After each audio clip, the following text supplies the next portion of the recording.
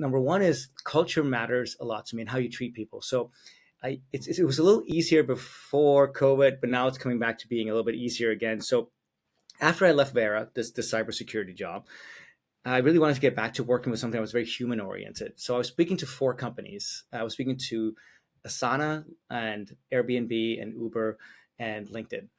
And one of the things I would do is I would show up early to an interview with the people who I was meeting with and just see how people would interact with each other in the office.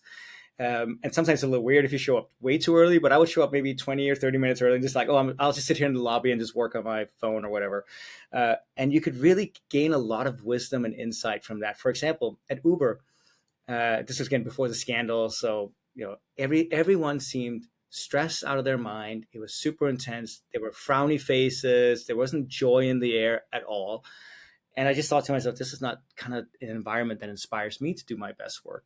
Versus I would go to Asana or, Airbnb, and people would high five each other in the hallways. You can see lots of laughter and camaraderie, and that's a feeling that motivates me. So, and of course, everyone's different, but that was one thing I would do. I think it's super important. The other thing is just ask. I think you got to be bold enough and brave enough to ask. Well, tell me what's not going so well at the company. Tell me what's keeping you up at night. And if somebody comes back with either a bullshit answer or there's nothing, that's also a huge red flag. The best is actually when they come back with a whole laundry list. At least it gives me the awareness that, yes, there's a lot to fix. Or else, why do you even need me? If everything's going as well as you claim it is, it's like makes no sense, right?